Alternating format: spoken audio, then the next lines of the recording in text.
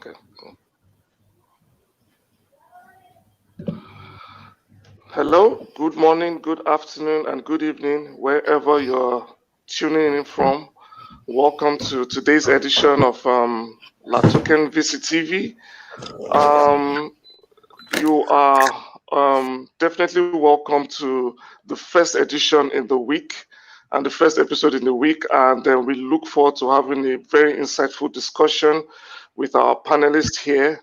And I would later ask them to introduce themselves. But for now, LATOKEN VCTV is the premier line platform where we connect entrepreneurs with investors, and we actively encourage projects, entrepreneurs, startups to come around on our platform to pitch their projects to our network of investors and get the feedback, investment that they're looking for. Today, we are going to be discussing a very important subject post COVID right now.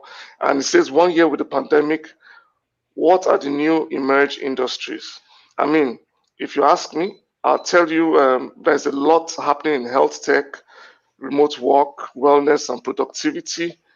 And what we'll be discussing today, we'll be trying to understand which areas of this or which industries will be much more dominant, and which areas do entrepreneurs, professionals, or freelancers, or even students need to look forward to, in the future.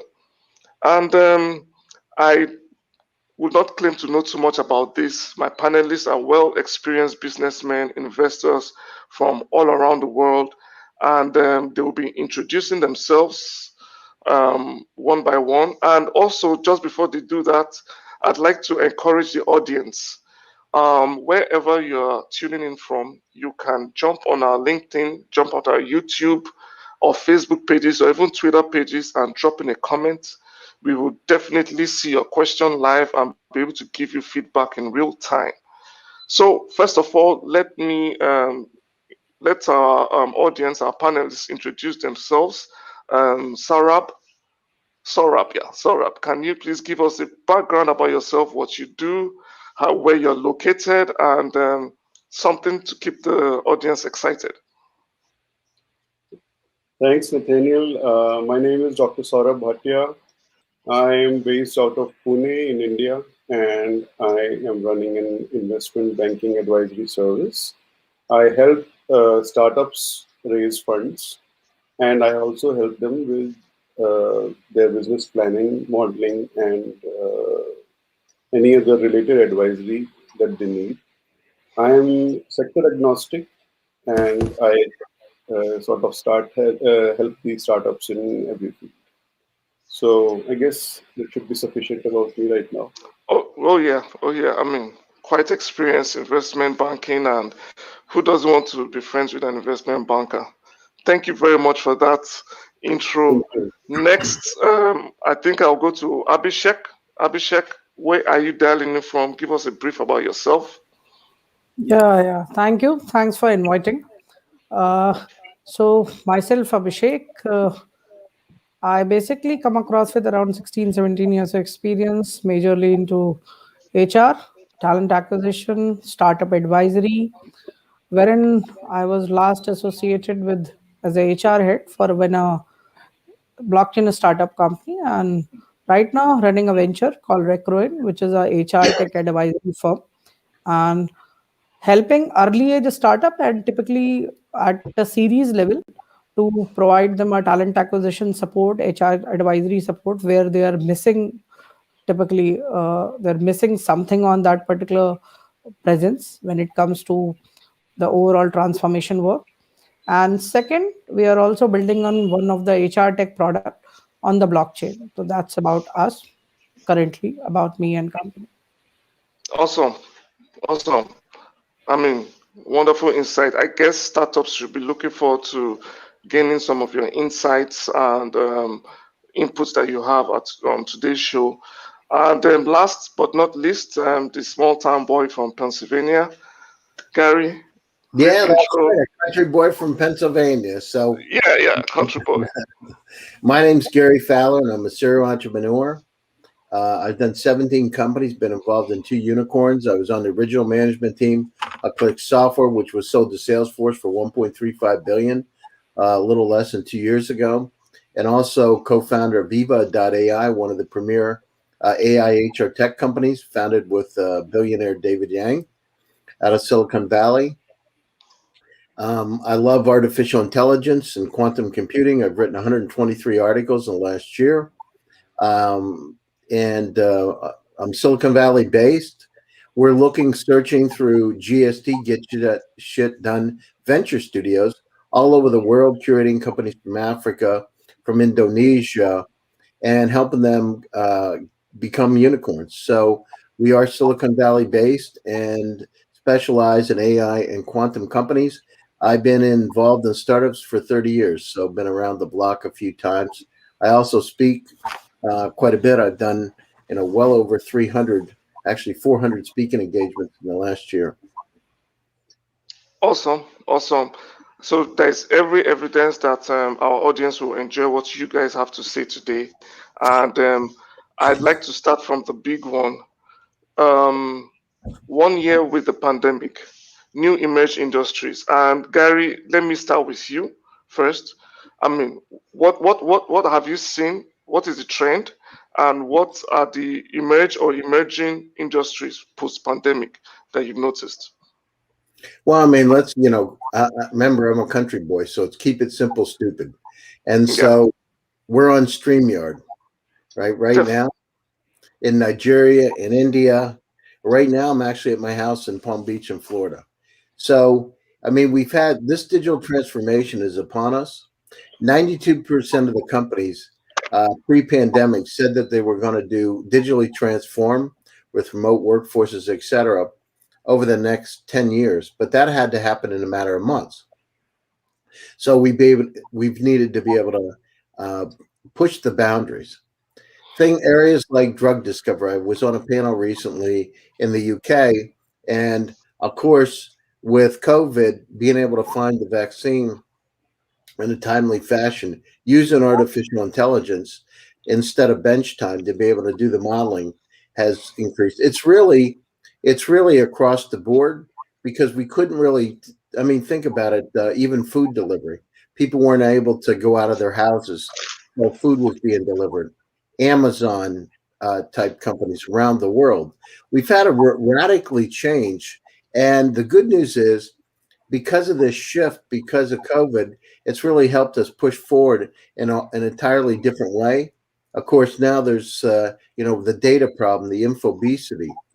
If we look at the amount of data around us, it's about 40 zettabytes, which if you stack CDs one on top of another, would go 29 times between the Earth and the Moon. And that amount is growing at about 68% per year. So this these challenges we have really pushed society forward. Look at what's happened just with pollution. The first time in 30 years that we've been able to see the Himalayan mountains. So on one side, I'm incredibly encouraged. The pandemic was a not good thing that happened, but again, let's look at some of the lessons learned. It's really across the board. Look at supply chain. I mean, the supply chain was broken. We couldn't even get a roll of toilet paper in San Francisco and Silicon Valley, California, because we didn't understand where it was in the supply chain, and we based our ideology on just-in-time inventory. But now, we've changed. So now companies are developing to understand the supply chain better from the point of raw materials all the way to the retail store. So it's been an interesting time. Okay, awesome. I mean, from what you've said so far, I get it that industries, companies have had to accelerate the way they develop, accelerate the way they adjust to development. And instead of a 10-year plan, they could actually do it in months. That means that anything is possible. And I think it will force a lot of other companies or industries to sit down and really look at their processes, their systems, and how to accelerate development. Dr. Saurabh, I mean, in the past 1 year post pandemic, give me your insights. I mean, which industries have you seen come forward? So, different experiences in different countries. So let me say that those businessmen who have been opportunistic in nature, have been smart enough to be opportunistic, have actually made a lot of profit during this phase itself. I know of certain people that the moment pandemic started, the demand for masks and the demand for hand sanitizers suddenly grew up by leaps and bounds. And these were not very technical things. These were not very difficult to manufacture or procure. So a lot of people actually jumped into these, and these people who did not have a business of hand sanitizer before, 1 year later, they had not only have a manufacturing plant, they have got a complete supply chain, and the logistics have been taken care of. So all of a sudden, people like these have got a boost in technology. If we see earlier, like we go to a restaurant, we see either a menu card which is printed, or we see a menu card which was on a touch screen. Both the things are not acceptable now, given the partial opening of restaurants and all. So now, when I go to restaurants, I see a QR code, and there is some company supplying the technology that you scan the QR code and you got the menu on your mobile phone. So these kind of things are changing in the industry, and a lot of so you must have realized that in both these things, what I've talked about, there is low complication of the technology that has been involved. It's not a high tech industry that has suddenly changed the whole world or something like that. Of course, I mean, what Gary has already said, we are talking on a streaming service right now. So all these technologies are more complex, more demanding. But even in the low tech things, the things have changed drastically. New companies are taking over to kind of fill the gaps which have been created because of social distancing between people.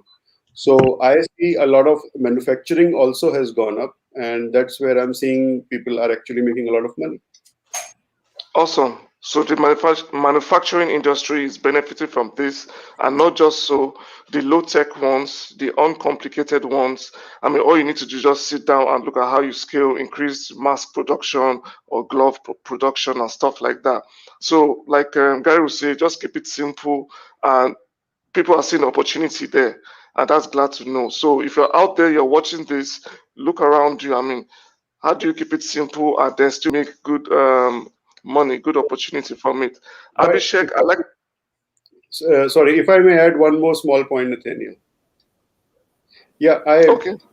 when the whole thing started with pandemic, I was once in the market, and I saw a funny looking contraption made completely of wrought iron and welded together, and I had never seen that before. I did not know what it is used for, and then I asked the shopkeeper. He said you can fix the sterilizer bottle on top of it and the foot pedal operated sterilizer.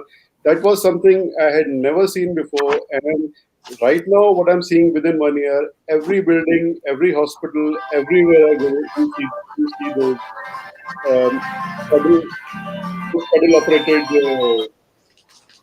pedal operated hand sanitizer dispensers. So all of a sudden, they are omnipresent while they had never been seen 1 year before. This has spurred innovation, so to say, and innovation in the low tech way. I mean, and that's just the spirit of innovation, so to say. It doesn't have to be complicated, simple, and effective. That's right. Awesome, awesome. I'd like to pick Abhishek's mind. You, Dr. Saurabh, has said the manufacturing. Abhishek, what industry have you seen emerge from this whole brouhaha in the past 1 year? So I agree with both Gary and Mr. Saurabh, Dr. Saurabh, whatever they have commented on different industry. But starting from March 2020, when this particular wave of pandemic come and most of the organization are not able to decide what kind of mode they need to go, and maybe after some time we'll say it's a new normal. So with a new normal, we'll take a lot of the industry will got benefited of. The first is edutech. because one of the, or maybe two of the bigger brands in India, like Upgrad and Unacademy, the founder itself commented on this particular thing, that whatever revenue they have not able to make in 3 years, they able to do in 3 to 4 months during the pandemic time. Wow. Automation industry, you can take example either any of the automation or video streaming tool, like Zoom. There'll be new startup who also launched during that time, and because of the webinar thing, the traffic also got increased. Even if you see the subscription is also taken a little bit high when it comes to these automation or video conferencing tool. A few of the free tools, if you see, the traction is quite high, and a lot of time, uh, because of the heavy traction, it's not responded, it's been fall, like Skype, you can take, or Google Meet. The way we are using these kind of tools, okay, the usage is little bit high. Health tech, definitely health tech is one of more beneficial sector in terms of the way Gary have indicated, logistic support and all. So either booking doctor's appointment, booking lab test, or typically ordering the medicine, definitely this sector also seem quite increased. Fintech, definitely, I can say there will be a good uptick in fintech sector if you see in last typically 1 year. But majorly on the payment gateway side, majorly on the lending side, uh, maybe consumer lending has not gone so high, but definitely on the payment gateway and other sectors get benefited out of that. Blockchain tech, definitely I have never seen in few sectors there'll be a downside when it comes to recruitment, or people get fired, or people get the lesser salaries. Definitely, if I see majorly into product tech companies, and few tech companies who comes under this umbrella have keep on hiring during this particular time, and they really need one solution where they can do the good remote management of their team. So that is typically the area where I see there'll be a lot of movement. In HR tech, if we talk about, initially and majorly in bigger countries, people are know about the OKR tools, automation tools, HRMS, ATS, but we have seen uh, typically the trend, or companies are incubating these kind of tools a lot. So that is typically the things I can see few sectors who got Yeah. really beneficial out of that. So that's my pie of things. Awesome. Awesome. And I think when you mentioned HR tech, I quickly recalled the conversation I had with Gary last week, where he mentioned his one project he's on, where they have a artificial intelligence HR package to help monitor the workforce and then predict when attitudes or behaviors that would likely mean staff is leaving or staying, or to improve the quality of work and all that. Right. And that is something that definitely, especially with the emergence of remote work, it is going to be super necessary to be able to manage your staff from different parts of the world. And I guess you are right on the spot there. And thanks for your insights. And just now, our new guest, Fabio. Fabio, I guess you are calling in from Europe. So please give me a Yes, brief I'm intro. calling. I'm Yeah, calling give me a from brief. Italy. Okay, just give me a brief intro of yourself, what you do, and your insights on the emerging industries post-COVID. I'm an economist by training. I'm a regular guest on the on VCTV. I have a PhD from the University of Chicago. I worked in international organizations such as the International Monetary Fund, the European Central Bank. Then I moved to the private sector, to Goldman Sachs in London, and I moved to work with sovereign wealth funds in the Arabian Peninsula, in Qatar, in Dubai, and lastly in Oman, where I was the chief strategist of the Oman Investment Fund, which is the sovereign wealth fund of the Sultanate. And now I'm partner in an investment bank which provides capital for innovative startups, or in general for all sort of companies, grow-ups and startups in particular. And we are specialized into listing in the over-the-counter stock market in New York.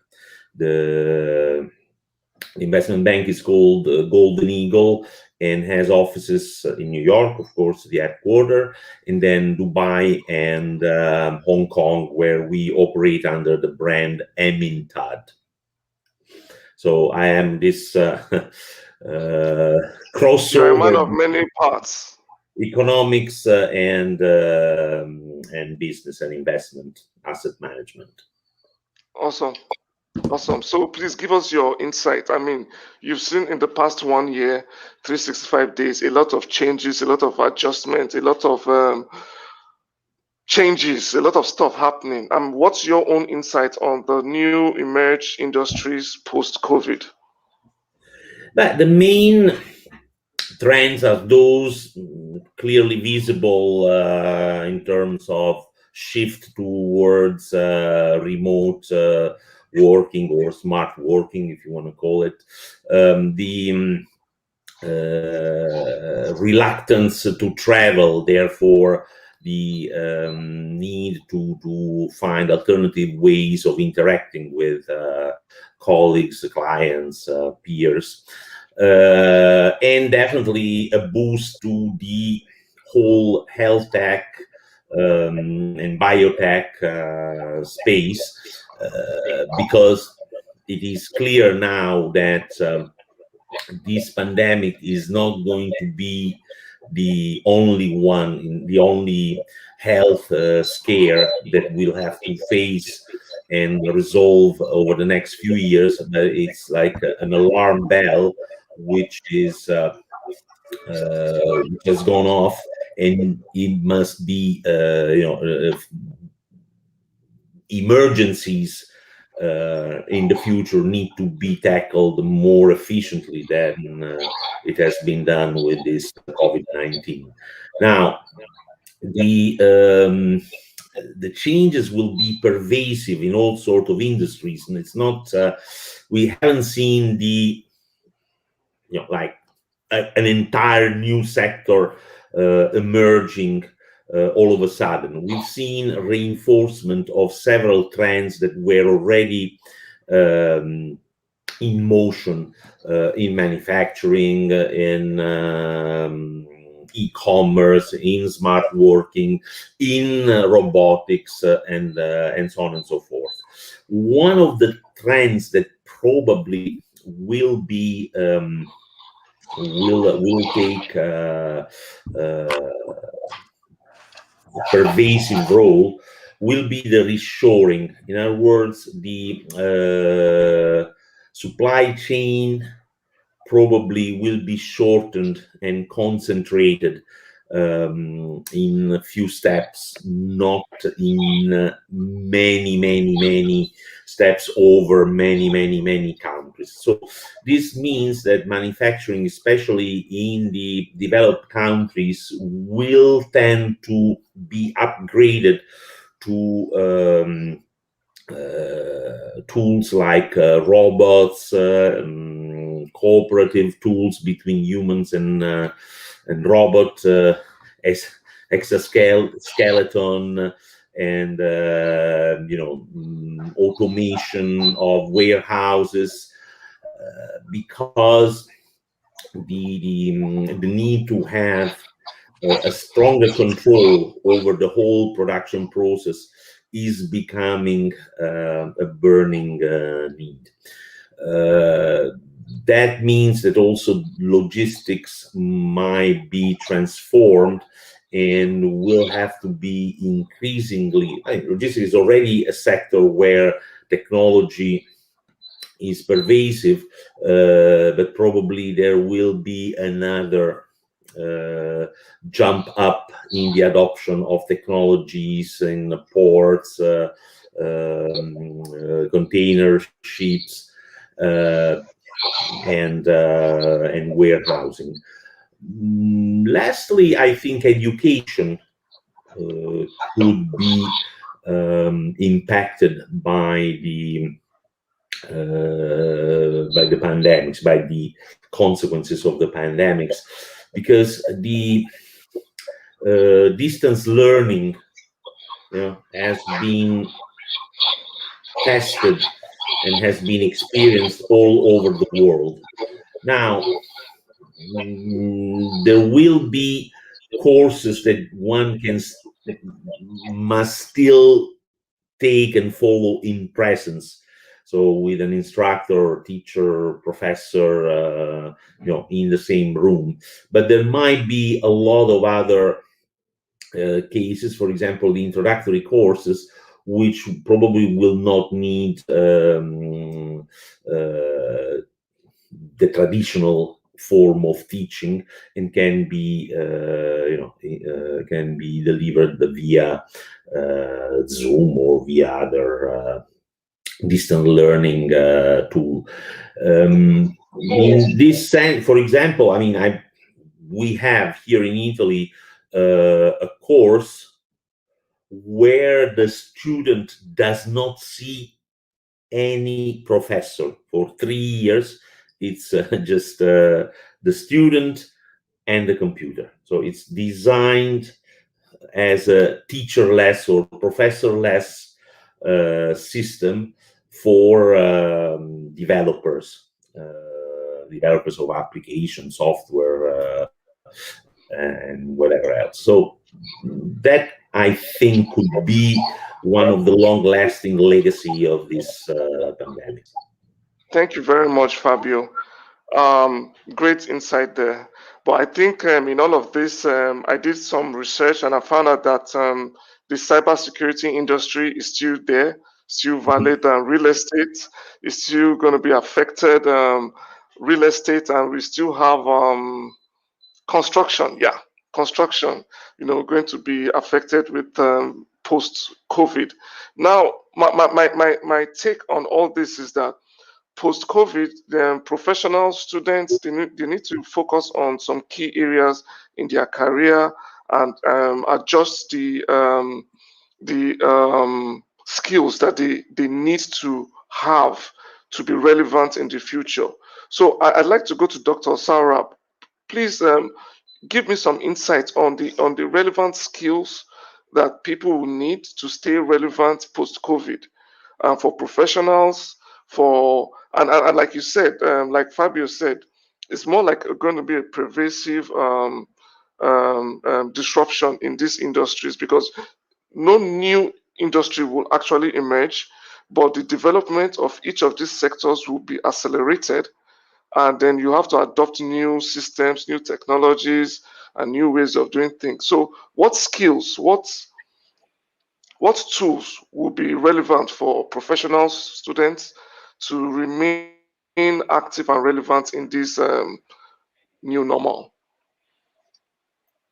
So, in the interest of time, I am going to comment only on two industries here. One will be the healthcare industry, and the other one on education.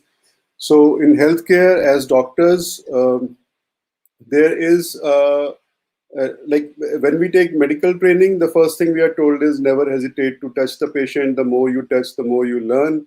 And now the situation is you can't touch the patient. Telemedicine is coming in a big way, and trying to utilize gadgets to achieve the diagnosis or to assess the progress of the patients. So the doctors, with their bedside manners and their ability to touch the patient, they have to reskill themselves. That I know that a lot of doctors do not feel comfortable with their final diagnosis or the progress until they have personally examined the patient. And that's not going to happen very frequently in going ahead. I mean, of course, surgery will still have to be done in person, but a lot of conditions, in fact, the majority of conditions can be assessed using telemedicine and using gadgets. So the doctors need to become comfortable with the gadgets, comfortable with the result of the gadgets, and not feel that they have not really done justice to the patients. So that is one part from the healthcare industry that we need to be aware of. From edutech perspective, I see a huge opening. I see a huge opportunity which exists for the startups, and that is that till now education industry has been focused only on connecting the professor or the teacher with the student using some kind of streaming service, and so that one person can talk and the other person can listen and learn, or some screen sharing sort of thing. But even earlier, when we had analog systems, we used to provide remote controls to each student to give answer for multiple choice questions or to raise their hands and those kind of things. These things need to come back, or at least come in the form of a software, so that the data about how much is the student getting involved in the online lecture, how much is the student able to interact with not only the teacher but also with his or her peers, that part also needs to come in for educational streaming services, and a simple Zoom-like solution is not going to be sufficient in future.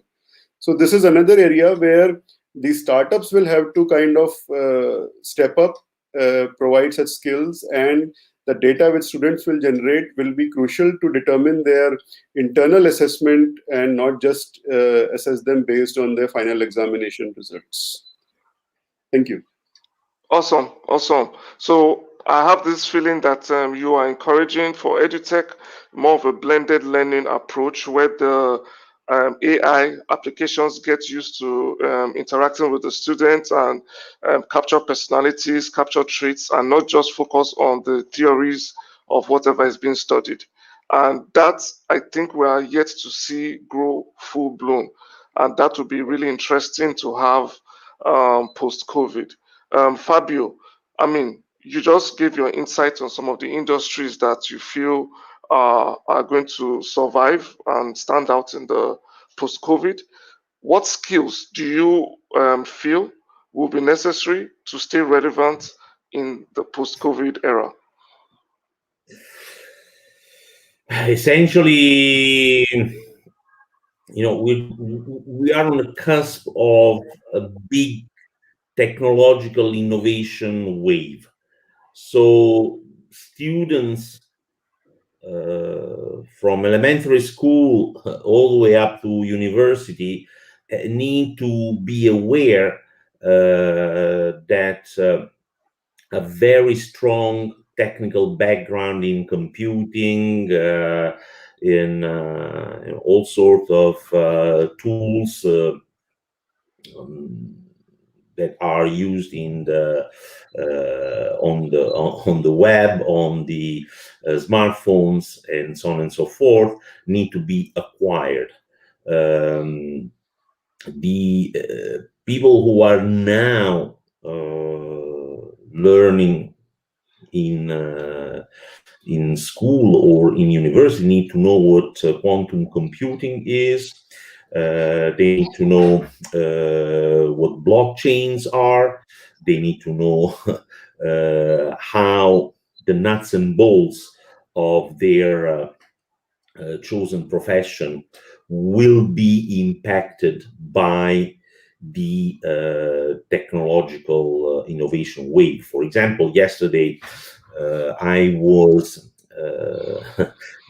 chatting with a group of students, and a couple of them were studying law, but they weren't studying the public law, constitutional law. They were trying to get a specialization. They were getting a specialization in smart contracts, international contracts, international law, intellectual property law, because these are the fields of the future. And probably in the next 10 years, we'll see a lot of innovation, even in areas where we thought, which we thought were immune from the technological advance. So the skills need to have the skills one needs to acquire have to have a heavy emphasis on technology, computing, coding, and all sorts of applications. But even more important, you cannot hope to learn once and for all. So the model, the current model of education, in which one studies until age 24, until age, I don't know, 28, if he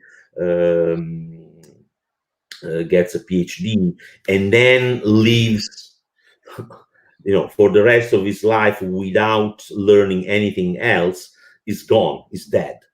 So we need to understand that the education system must be geared not only towards the young, not only towards the students in their, I don't know, 20s, or let's say from teenage to mid 20s. They need to be geared also for people in their 40s who need to upgrade their skills, and possibly even people in their 50s and their 60s, because you cannot hope to work from age 25 to age 65 with the set of notions that you've acquired at university. Awesome, awesome. I think I liked what you said back there about the need to constantly learn, relearn, unlearn, relearn, unlearn. I mean, that will be a very useful trait going forward for anyone wanting to stay relevant, because the rate at which technology advances, I mean, it's probably every 6 months. And if Yeah. your skills are not updated to that level, then you find yourself in 5, 10 years doing the menial jobs and stuck in the past. Awesome. Absolutely. Yeah, awesome. I mean, Gary, do you have something to say about the skills that need to be relevant in the coming era post-COVID? Yeah, absolutely. I mean, the idea now is it's just faster because everything's changing so quickly. We need to continually, as we said, continually retool, because there'll be the two classes of people: the people that are relevant and the people that aren't relevant. And so it's changing. It's faster and faster, the speed of change. So what does that mean? That means as new technologies come out, learning about how to work with unsupervised and semi-supervised artificial intelligence. As Fabio said, quantum computers. I mean, it's just the difference between before and today is that in a year or two, not even 5 or 10 years, you can become not relevant. You can become an antique. So that doesn't matter if you're 20, that doesn't matter if you're 60, that doesn't mean 30. It's staying relevant in the world. So each and every one of us have that in front of us. At the same time, we're going to have these intelligent AI assistants to help us guide our lives. They're coming now. They're moving from smart to intelligent. By that, I mean unsupervised AI, almost like a guardian angel, being able to help us understand a lot based upon the things that it knows that we like and don't like. And so each one of us that have that capability are going to have it. The good news is the digital transformation, Nathaniel, as you're in Africa today, I'm in Palm Beach in Florida. We're located all in India, all over the world, Portugal, Spain, Italy. So we're now able to communicate like in no other way in the past. I remember 5 years ago when I first got started on Zoom, I was one of the early users. And at the time, I remember talking to the founder of Zoom, Eric's VC, and I would send out a link to my friends, and they said, "Oh, I don't want to use this Zoom. I have Skype." And here they're 400 million daily active users of Zoom around the world. So, and look at, we're on StreamYard now. So the world has fundamentally changed. As I said, there'll be the relevant and the not relevant people, and it's going to happen very, very quickly. And it doesn't matter your age. Remember the idea. I did a project at Stanford University about 6 years ago with students from Skolkovo. So there were professors from Stanford that got involved in the project to help us. But it was living to 120. But today the target age is 150. And we're not that far off. Think about it. With gene splitting, with genomes, with all the technology, smart pills coming at us, we're going to monitor where we are at any one point in time. So we're going to live a lot longer. I mean, it's going to be, 60 won't be old anymore. 120 will be old, right? 110. So the world's changing rapidly. So we need to adapt. The one thing that's critically important for everybody that's tuning in today is remember the curiosity you had as a child to be able to seek things new and different is important to maintain your entire life. Maintain that curiosity because that makes a difference. A lot of people around the world, as we get older, we take less risks. You've got to take some risks. You got to be able to explore because that's really how you grow. Awesome, awesome. So I think the key skill Gary mentioned here is not coding or anything, but it's curiosity. Because curiosity will take you everywhere, be it coding, be it AI, whatever it is. Just keep your curiosity. I've talked to some of the wealthiest people in the world. Khurram, who's and if he's listening, hi Khurram Sharaf, he's got $7 billion in bitcoins. Some of the richest people in the world, multi-billionaires, and every one of them has curiosity. They're always curious about something. Because the one thing, once you start to lose your curiosity, then things start to change for you. You start to look forward and not outward. And the thing is, life is to be enjoyed. Happiness is important. Curiosity is incredibly important. Some people say, well, curiosity killed the cat. But listen, curiosity what's changed the world. If it wasn't for Steve Jobs and his curiousness or Elon Musk, think about it. People said to him, you're not going to succeed. How can you go from PayPal to Tesla, to Solar City, to SpaceX? And he did it. He rolled his own dice. Now look at it today. Now he's a hero. And I remember because I was at the original store on 101 and near the Oracle headquarters in Redwood Shores. And I remember going in there and he had a dream and he did it. Now he's a hero. He went from a goat to hero. So part of it is believing in your dream, moving it forward, visualizing where you want to go, and be curious. Curiosity no longer kills the cat. It's probably the most important ingredient you need going forward. So if you're watching us out there, kindly join the conversation, make a comment, ask a question. We are live on LinkedIn, Facebook, Twitter. We are also live on YouTube. You can comment, and I'll move straight to Abhishek. And Abhishek, your insights. Apart from all this that these gentlemen have mentioned, Yeah. what skills do you feel? So most of the things I can say covered by all the industry stalwarts, Saurabh, Gary, Fabio.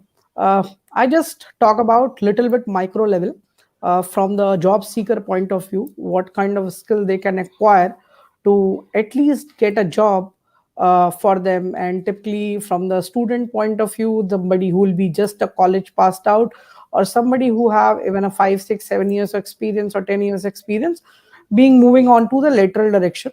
So I only talk about technology sector. Moreover, all the things come under technology, being to health tech, edutech, gaming, all other techs, blockchain.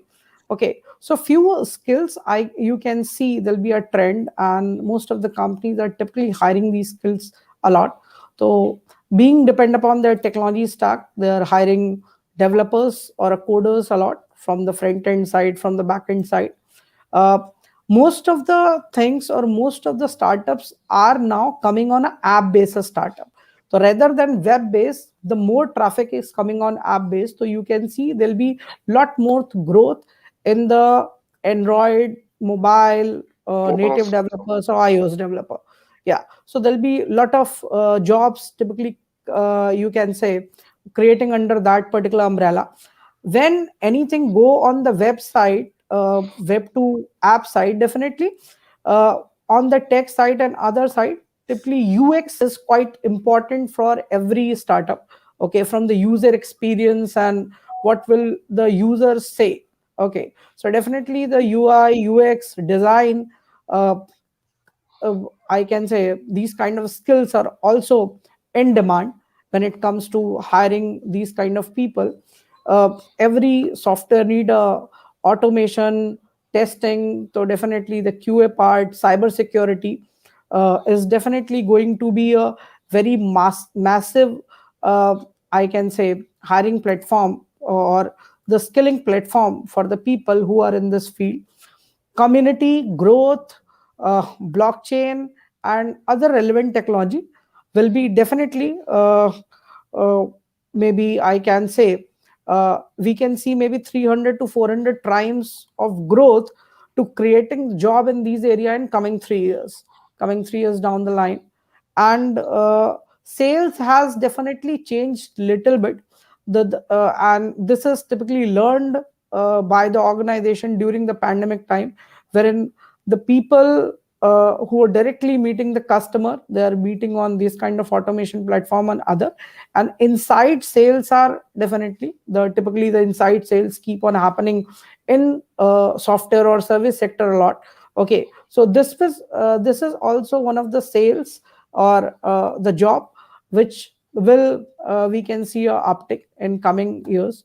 So that's the thing. And definitely I take one line from the Gary, the curiosity and to see how they can upscale and upskill themselves. That's important for every job. So that's on my side. Thank you. Awesome. Awesome. Thank you, guys. Thank you, everyone, for your insights. I mean, there's a lot to absorb, a lot to learn. I don't know how you guys watching this edition, you could easily go back to our YouTube channel and watch this video over again. Because trust me, there's a lot to learn, a lot of skills to get ready to adopt. And we've come to the very end. Yeah, just a few minutes more. And wow, a lot to take in.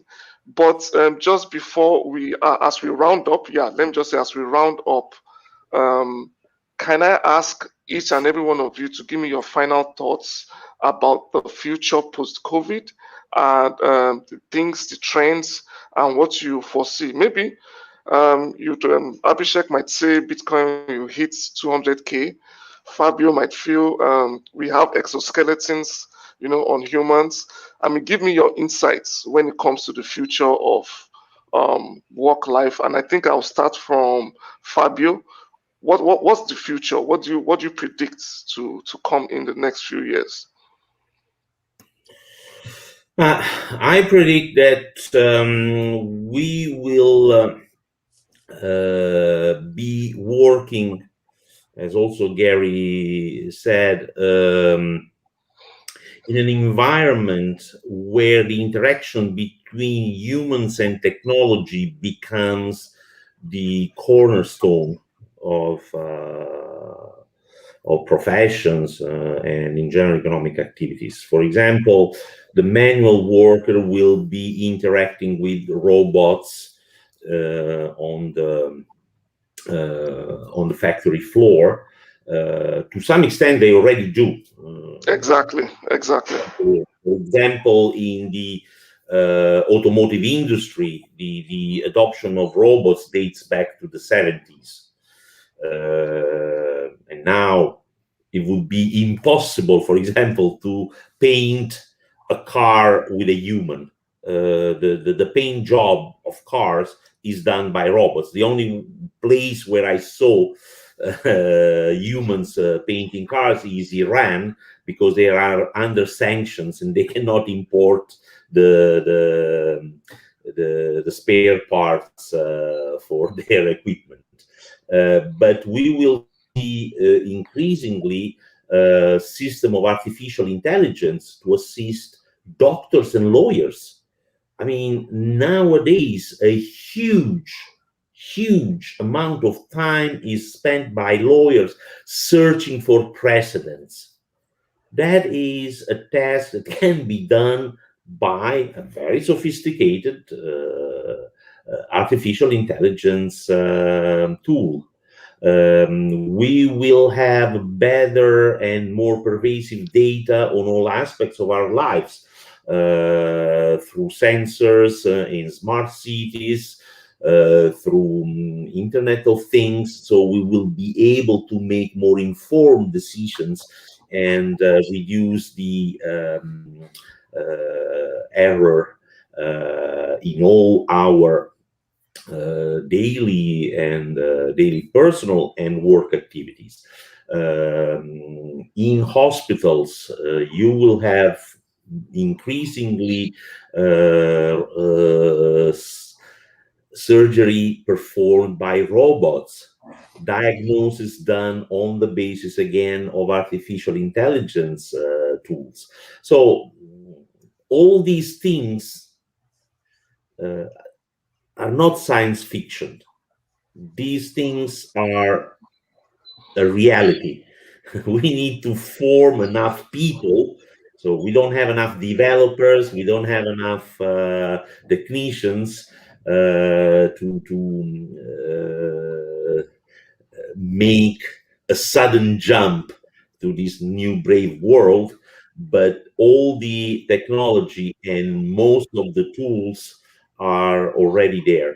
So it'll be interesting how the deployment in the real world will take place, how fast it will take place. The pandemic has been a great boost to this technological jump. Advancements, yeah. So thank you for that. So Fabio has said it. In the near future, he sees a convergence between human and technology. It may come in different forms depending on the industry you are in, but look forward to that. Abhishek, quickly, what do you see? 4 to 5, 10 years from now, what is your prediction post-COVID? I can see there is a more technology intervention from now on. Okay, the way things got changed in last 1 year, I can really see there'll be a lot of technology intervention. There'll be a lot of things which is going to be a change in different sectors. Job creation is one of the point, because skilled people and unskilled people both get a job, but in a different model altogether.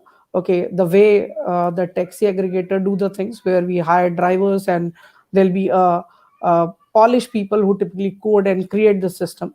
Okay, so definitely there'll be a good uptick into the job industry. A lot of investment will be happening in a startup ecosystem. Okay, the way products are coming in, and definitely few new technology will also come.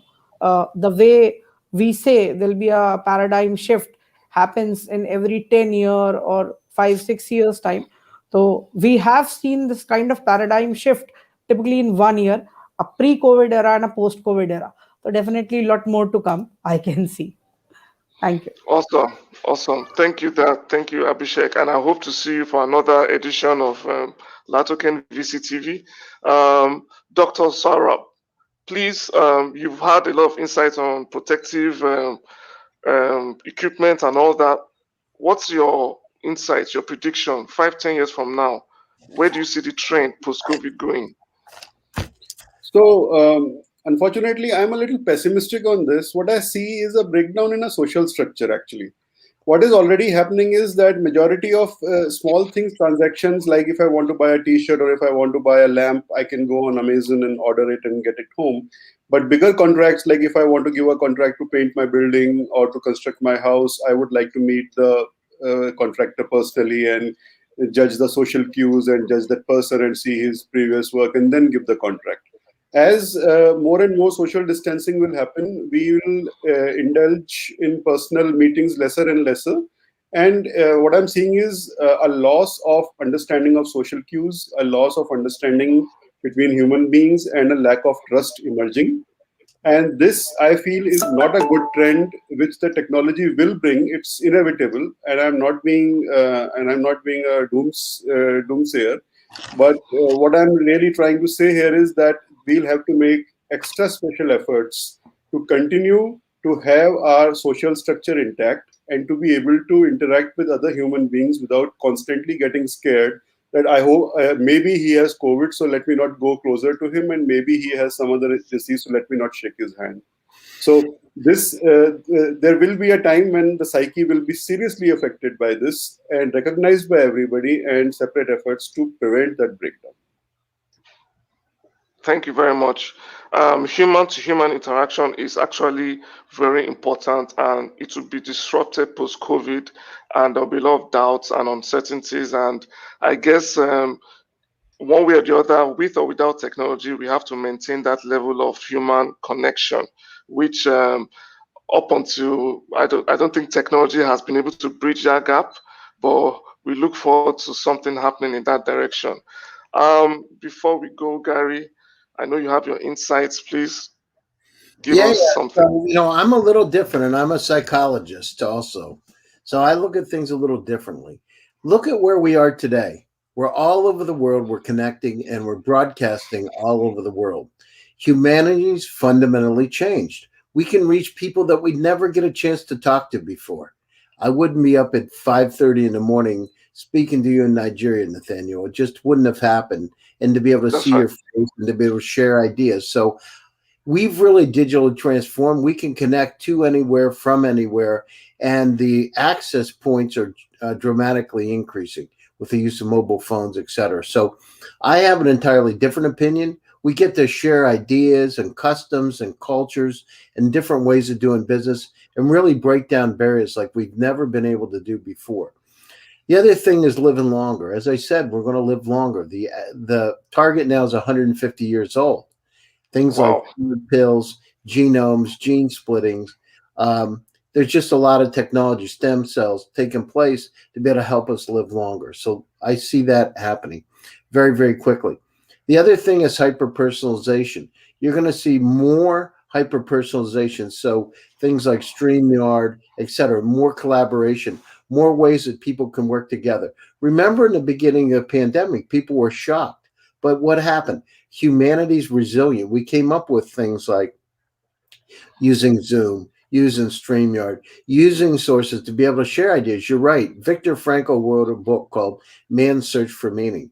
We came together in an entirely different way, and I'm really bullish on it because it hasn't been easy, but we responded. It took a couple of months for us to get over the top and adapt, but I know from my own standpoint, I would travel up to 4 hours every day to go to work. 2 hours in the morning, 2 hours back. And it was a bear. I would leave in the morning, 5:36 in the morning, get into my office, then leave my office because of traffic, 8, 9 o'clock at night to go back through Silicon Valley back to my place. So I can reach people. I start in the morning, I do at night. I do now in one day. It would take me a week. And I would never, imagine if I had to travel to Nigeria today to meet you, it would take me a week to get, from there and back and to feel normal. I mean, I spend a lot less money. I'm a lot more efficient. And I see that really these efficiencies taking place as we move forward. We've adapted to it. My business in remote workforce management at the beginning of the pandemic is up 38 times, right? 38 times. And so, companies are also adapting and getting used to it. It took a while before when you would take a dog and a dog would come in view when you were on a conference call, it would be a bad thing. Now it's not Yeah, bad.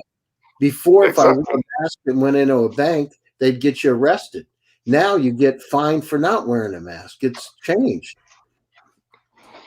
Thank you very much, Gary. I mean, different angles, different insights. I mean, and totally opposite from what Dr. Saurabh had to say, but I'm sure he still agrees with some of your thoughts. And here we've come to the end of today's episode, the first episode in the week of LATOKEN VCTV. And I really thank all our panelists for being part of this show. And I look forward to I think this is the first time I'm having Fabio on this show, the first time I'm having Dr. Saurabh and Abhishek. And I look forward to having you guys in other shows and on other topics. So to our audience, yeah, guys, thank you for for really joining and watching and learning insights. Please go to our YouTube channel to catch this show again. And we look forward to having you at the next edition later today in a couple of minutes or hours. Until then, bye-bye.